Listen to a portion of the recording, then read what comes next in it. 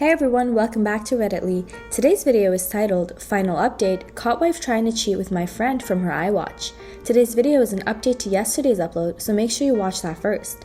Let's get right into it. Monday, 16th of November. Hi, I thought I'd give you an update since a lot of people have been personally messaging me asking for one. It's now been 20 days since I found out my wife was trying to cheat on me with my friend, and the situation has become hellish. I gave her a month to get out and she's been sleeping in the spare room, but it's clear now she doesn't have any intention of going after she got in the ear of my mother. She doesn't have anywhere to go at any rate, but that's not my problem. I've seen my divorce lawyer multiple times, and now I'm in the process of drawing up a divorce petition and having my wife serve divorce papers. I've also opened my own bank account and taken 50% of the balance from our shared account. The atmosphere around the house has been weird to say the least. The living room has turned into a no man's land where no one frequents, as we both spend the majority of our times in our rooms. I've also intentionally been working late a lot, so I don't have to interact with her that much. I had been completely ignoring her, but after reading about the 180, I started implementing that and had been civil, if a little cold, towards her. I'm so glad I did this, as I was beginning to feel like a monster, refusing to acknowledge her existence. It was not the right way to behave, and I ended up feeling like the one who had wronged her, rather than the other way around. The only time I broke away from the 180 was when I walked into the bathroom last week and she was sitting on the floor by the bath crying. I helped her up and instinctively gave her a hug, though it was more of a there type hug than one with much love attached to it. The sad thing is that I'm so suspicious of her now that I wouldn't put it past her to be waiting on me coming in so she could put on a performance. The thing is that probably isn't even true. This is the sort of S that's been going through my head in this environment. It's just toxic. She's been crying about how she'll do anything and everything to save this marriage, anything to prove to me that it was a silly mistake. So I brought up a lie detector test. I don't plan on ever getting one done. I just wanted to gauge her reaction. She was all for it. Well, until a few hours later when she came to me, tablet in hand, going on about how inaccurate they are, and the anxiety and nervousness can throw up false readings. And with her and her anxiety disorder and all, I just laughed. It wasn't even a normal chuckle either. It started as a bit of a cackle and ended up in a childish giggle. It appears she would do everything to save this marriage. Well, everything except take a lie detector test, that is. It doesn't even matter anyway. I meant what I said in my OP. Every morsel of love I had for her dissipated into the atmosphere after I read her saying those horrible things. I don't see her as my true love anymore, the person I could tell anything to and would trust with my life. I just see trash that needs to be taken out before it stinks the place up. Jacket Holder had been the talk of the town since I exposed him to our friend group a few weeks back. It's safe to say he has no friends left among us and has been completely ostracized. I've tried phoning him a few times, but he refused to answer, then blocked my number. F that little rat, I hope it was worth it. I've spoken to my mother multiple times about this, and during a heated argument asked her why she was taking my wife's side. Like there was something she wasn't telling me here. What was she expecting? Us to live like roommates? Go on like nothing happened? It's ridiculous. She said she has always seen my wife as a daughter she never had, but always wanted. My mother had a stillborn daughter before I was born, and it has haunted her. So she lashed onto my wife and has done since we had gone together. As I said previously, they had a close bond. The fact my wife doesn't have any family and only a few friends who have their own busy lives and families means if I threw her out, she would be all alone, and my mom thinks that's unacceptable, especially during a pandemic. She tried to get me to come to a compromise, saying that in 3 or 4 months when we can look at it again and see where we are mentally, and is pushing me to try couple counseling before I throw in the towel. I'm not doing that. The thought of being in the same house as my wife over Christmas makes me feel ill. She'll want to do it right as she does every year, and it'll be a complete S show. My dad, God love him, has never been much of a talker. Never up or down, just always there.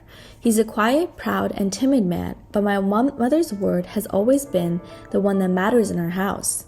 People on here have been telling me that I'm selfish and spoiled because it's not my house and I have no right to make demands, but it's now a case of my wife or me for my parents. If worse comes to worse, then I'm ready to walk out the door and never come back. F this house, I have to be able to look at myself in the mirror with some resemblance of self-respect, and someone has to keep their word in this debacle. If I do leave, my friends had said that I can stay with him for a few weeks or so till I get myself sorted.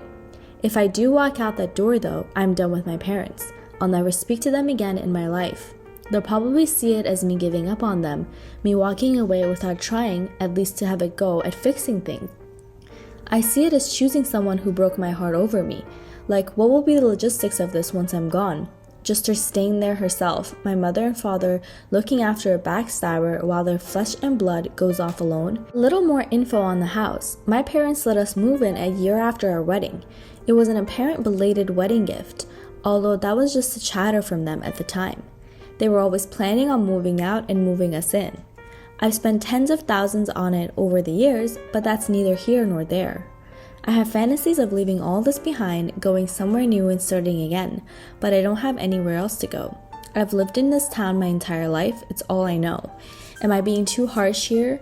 And I'm literally ready to slingshot my parents right out of my life, but I feel so torn. Why am I the one who has to lose everything and everyone here? I've tried to be good, and I've always thought you make your own luck, and that good things happen to good people. Maybe I'm not good as I think I am, maybe I deserve all I effing get. Wednesday, December 2nd.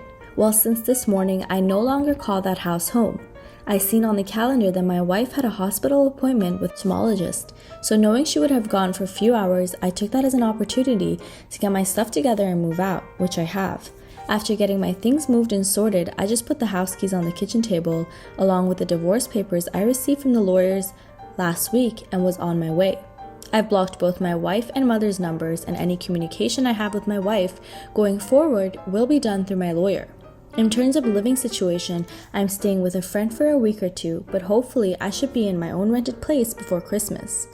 I haven't spoken to my parents in a few weeks. The last time we spoke was via text, and I tried to tell my mother in explicit detail the things that my wife was saying during her text to Jacket Holder, why it hurt me so much, and why I didn't think it was her first time doing it with the whole "I'm good at keeping secrets" comment, and thus could never trust her again.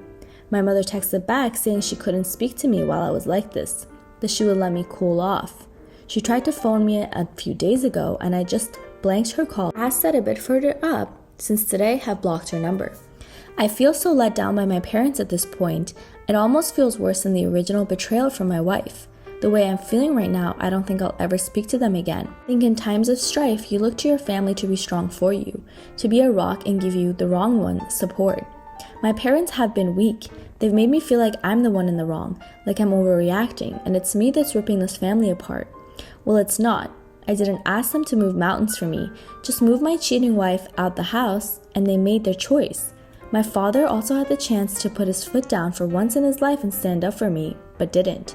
You make your choices and you live with them, I guess. Reading some of the comments on here from my previous posts, people have been saying things like, I threw in the towel so easily. I was looking for a way out and didn't love my wife because I didn't try hard enough to save things. But that's not true. I love my wife more than anyone on this earth, and I was broken when I discovered what she was doing. I think we all have boundaries, and once those boundaries have been crossed, things change irrevocably. When I read those horrible texts, something changed inside me. I felt out of love with her, like being snapped out of a spell in movies. Anything tried after this is just delaying the inevitable. I have to say, I'm interested in the whole dynamic of the relationship now that I'm gone. Like, are my parents going to continue supporting her knowing that it has finished their relationship with their son? As for me, I'd love to travel. My wife hated flying, so most of our holidays had been to southern England, the likes of Newquay or Torquay in Cornwall, and Devon, so it would be great to travel abroad again. The last time I was abroad was when I was 20 for a mate's holiday in Greece, so 13 years ago. I'd love to see a bit of America, so once this pandemic calms down, I'll definitely got my sights on the States. Well, that's about it for me, I guess. This will be my last post as I don't want to outstay my welcome, and I don't think there's any much more to say at this rate. If you want to see how I'm going down the line, shoot me a DM and I'll try to keep you in the loop. Thanks for reading. Bye.